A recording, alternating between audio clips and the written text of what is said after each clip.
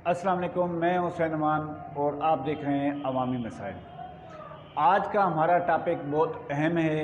आज का जो मौजू है वो है टीएचक्यू अस्पताल और उसमें आवाम को कितना रिलीफ दिया जा रहा है। इस हवाले से आज हमारे साथ मौजूद हैं टीएचक्यू हॉस्पिटल की एमएस डॉक्टर शगुफ्ता जबीन साहिबा। डॉक्टर साहबा, आपका शुक्रिया और आपकी टीम का भी शुक्रिया। और दीगर डॉक्टर्स में हमारे साथ मौजूद हैं डॉक्टर हारिस साहब मौजूद हैं जो कि कार्डियोलॉजिस्ट हैं, जो दिल के मरीज़ों को चेक करते हैं, जबकि डॉक्टर तहसीन साहब मौजूद हैं। और उसके बाद हमारे साथ डॉक्टर वसीम साहब मौजूद हैं जो कि फिजिशियन हैं, और डॉक्टर अब्दुर्रहमान साहब मौजूद हैं जो कि सर्जन हैं, जिनका बहुत बड़ा किरदार है टीएचक्यू अस्पताल में मरीज़ों की जान बचाने में।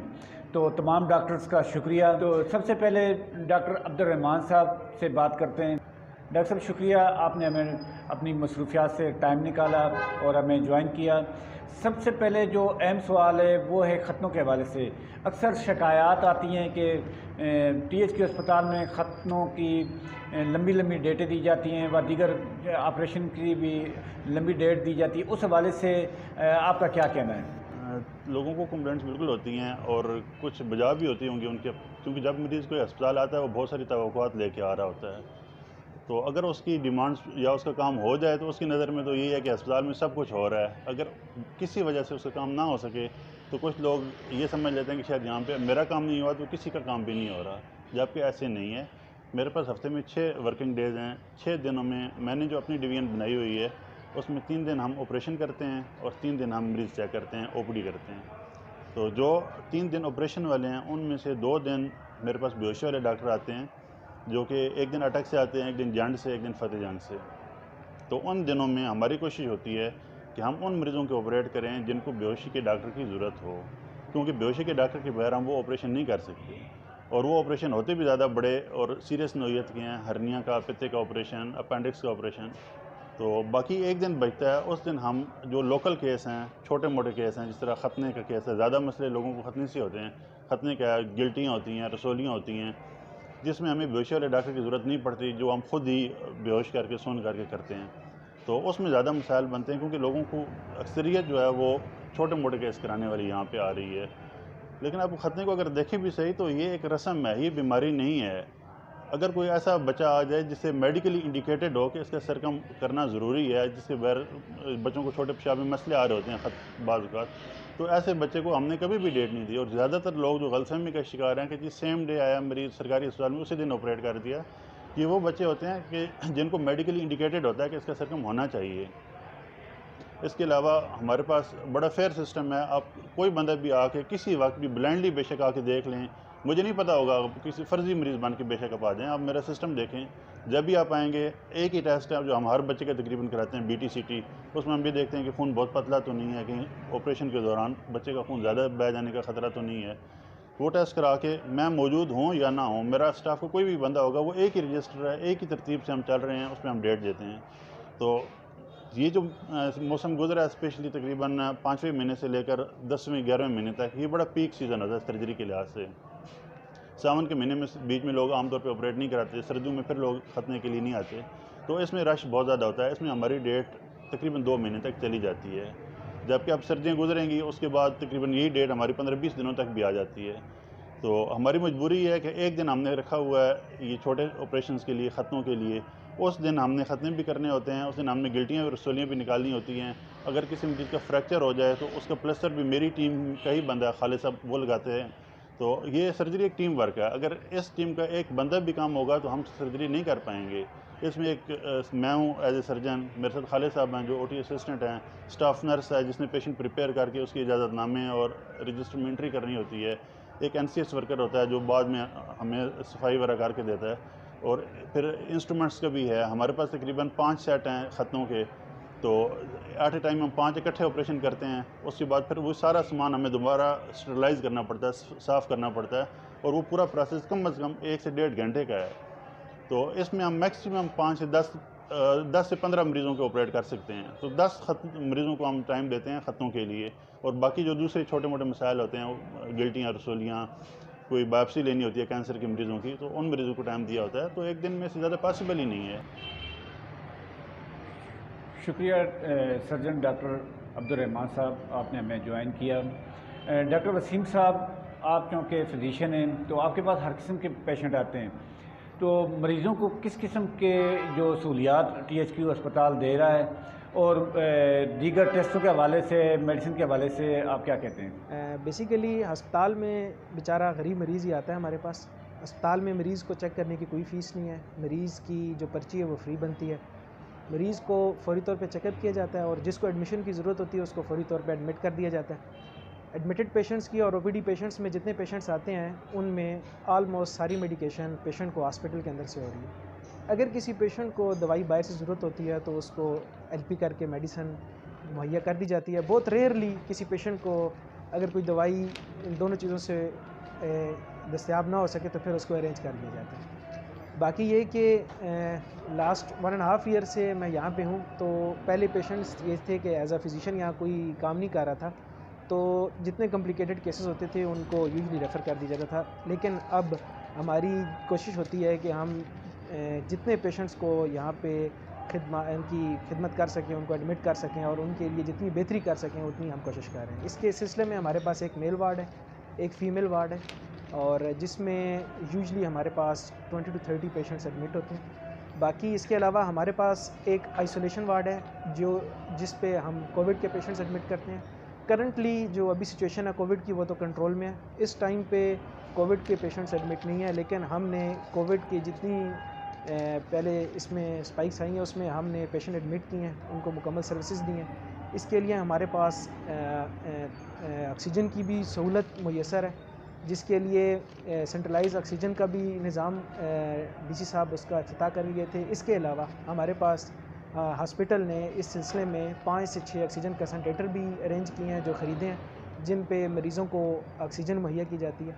इसके अलावा हमारे पास डेंगू वार्ड भी अलहदा मौजूद है, जिसमें हमारे पास मुकम्मल सहूलियात हैं, जिसमें 10 बेडेड जो हमारा अलहदा डेंगू का वार्ड है, ये आइसोलेशन से अलहदा है, जिसमें हमारे कोविड के पेशेंट एडमिट होते हैं। और जो डेंगू की सूरत हाल ये है कि इस टाइम पे जो लोकल स्प्रेड है डेंगू का वो नहीं है अल्हम्दुलिल्लाह, लेकिन जितने पेशेंट्स हमारे पास एडमिट हो रहे हैं जो मुस्तकिल रहायशी तो पिंडी घेब के हैं, लेकिन इस टाइम पे रावलपिंडी, इस्लामाबाद, लाहौर या कराची में सफ़र की वजह से गए हैं और वहाँ से उनको ये इन्फेक्शन लगा तो वो हमारे पास आते हैं, एडमिट हो रहे हैं।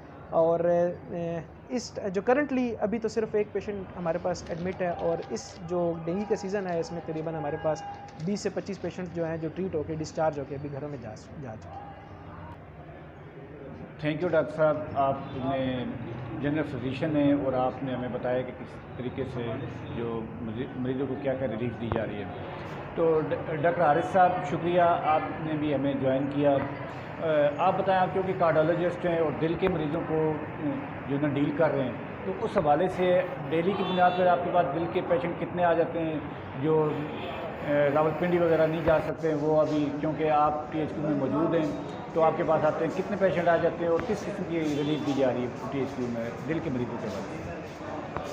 सबसे पहले तो मैं आपको ये बताता चलूँ कि यहाँ पे मैं जिन पेशेंट्स को ट्रीट कर रहा हूँ उनमें पेशेंट्स आ जाते हैं हाइपरटेंशन के, शुगर के, हाइपरटेंसिव इमरजेंसी के और अर्जेंसी के, और उसके बाद हार्ट अटैक के पेशेंट्स जो यहाँ से जिनका पहले कोई इमरजेंसी ट्रीटमेंट या फर्स्ट एड ट्रीटमेंट यहाँ पे नहीं था, अभी उनको भी ट्रीट कर रहा हूँ। डेली तकरीबन हमारे पास 30 to 40 कार्डिक पेशेंट्स आते हैं, जिनमें हाइपरटेंसिव के पेशेंट होते हैं, कोई MI मतलब हार्ट अटैक के पेशेंट होते हैं, डिस्लिपिडीमिया जिसका कोलेस्ट्रॉल ज़्यादा हो जाना वो पेशेंट्स होते हैं, अरिदमियाज जो दिल के करंट से रिलेटेड होते हैं या दिल की धड़कन के मरीज़, ऐसे पेशेंट होते हैं। और ये महीने के तकरीबन 900 से 600 एवरेज बन जाती है, ठीक है। ये इनमें से काफ़ी सारे पेशेंट ऐसे थे जो पहले डायरेक्ट यहाँ से रावलपिंडी रेफ़र कर दिए जाते थे, अभी उनकी काफ़ी ट्रीटमेंट यहाँ पे हो जाती है, जिसमें उनके बेसिक टेस्ट होते हैं, कोलेस्ट्रॉल की, ECG, एको, ये सब कुछ हम करके उसके बाद अगर उसको एंजियोग्राफी की ज़रूरत हो तो हम रेफ़र करते हैं, वरना यहीं पे उनको ट्रीट करते हैं। डॉक्टर तहसीन साहब, आप क्योंकि डेंगू और कोविड के पेशेंट को चेक कर रहे हैं, तो उस हवाले से आप थोड़ा में गाइड कीजिएगा कि पिंडी घेब तहसील के कितने फ़ीसद लोगों को वैक्सीन लग चुकी है और डेंगू की क्या सूरत हाल है? अच्छा, इसमें ना स्टैट्स जो हमें मिले हुए हैं वो ना डिस्ट्रिक्ट बेसिस पे मिलते हैं। जिस अटक है ना उसकी तकरीबन 60% तक पॉपुलेशन जो है ना वो वैक्सीनेटेड है। डिस्ट्रिक्ट पूरे अटक की, उसमें सबसे ज़्यादा हमारे पिंडी घेप की है, क्योंकि इसमें पहले जो है ना 60 to 70% तक पार्शली वैक्सीनेटेड हो चुके हैं पहले से। अब इसमें जो हमारी आजकल कंपेन चल रही है ना रेड रीच एवरी डोर वाली, तो उसमें भी सबसे ज़्यादा हमारा अटक जा रहा है टॉप पे ना डिस्ट्रिक्ट पूरे रेड कंपेन में। ये हमने टारगेट दिया हुआ है इन्होंने ना यूनियन काउंसिल्स की बेसिस पे तमाम जो हैं, और पिंडी घेप का हमारी तहसील में जैसे है ईस्ट और वेस्ट है, इसकी बुनियाद पर हमने टारगेट दिया है उसको पूरा करना, अचीव करना होता है। तो सबसे ज़्यादा टारगेट पे जो फ्लोज है ना वो हमारा डिस्ट्रिक्ट अटक ही जा रहा है इस कंपेन के हवाले से। बाकी मामलात के हिसाब से MSTHQ डॉक्टर शगुफ्ता साहिबा हैं, तो शुक्रिया डॉक्टर साहिबा, आपने हमें वक्त दिया और अपनी टीम के ज़रिए इलाके के लोगों को आगाही दी कि किस तरीके से THQ में निज़ाम चल रहा है और किस तरीके से मरीज़ों को रिलीफ दी जा रही है। सबसे पहले डॉक्टर साहिबा, आपके इल्म में है कि THQ अस्पताल पिंडी घेप का सबसे बड़ा अस्पताल है। गो के पिंडी घेप में प्राइवेट हॉस्पिटल भी हैं, लेकिन ज़्यादातर गरीब आवाम जो ना THQ में आती है, तो उस हवाले से अक्सर कहा जाता है कि THQ में मेडिसिन नहीं है या कोई मामलात है। उस हवाले से आपका क्या कहना है? राय ले रहे हैं। हम अपने इस हॉस्पिटल में पूरी कोशिश कर रहे हैं कि हॉस्पिटल में तमाम सहूलतें तमाम लोगों को दी जाएँ, जो भी आने वाले हों। हर किस्म का मरीज़ हमारे पास आता है और अल्हम्दुलिल्लाह अब हमारे पास हर किस्म के डॉक्टर मौजूद हैं, फिजिशियन हैं, सर्जन हैं, कार्डियोलॉजिस्ट हैं, डर्मा का है, और हमारे पास पीड्स का बहुत अच्छा काम हो रहा है। इसके अलावा गायनी का भी जहाँ तक पॉसिबल है, ऑपरेशन के अलावा बाकी सारी सहूलियात हम लोग यहाँ पे दे रहे हैं और हमारे पास डॉक्टर्स मौजूद हैं और वो पेशेंट को फैसिलिटेट कर रहे हैं। मैम, कहा यह जाता है कि THQ हॉस्पिटल में मेडिसिन नहीं दी जाती है, बाहर की डॉक्टर जो ना मेडिसिन लिखते हैं, उस हवाले में कितनी सदाकत है और क्या THQ में मेडिसिन मौजूद नहीं होती?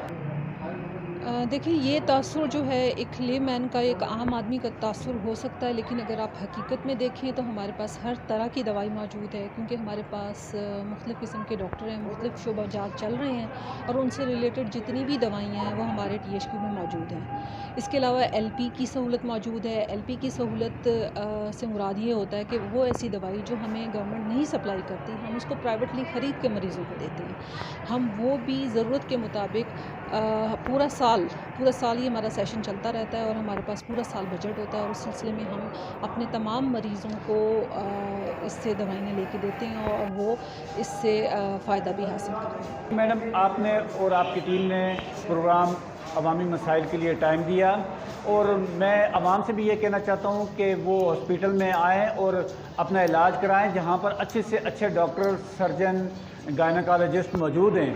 और हमें चाहिए कि ऑपरेशन के लिए जल्दी की ज़िद मत करें, क्योंकि हो सकता है जिसका हम नंबर क्रॉस कर रहे हैं उसकी ज़िंदगी दाव पे लगी हो।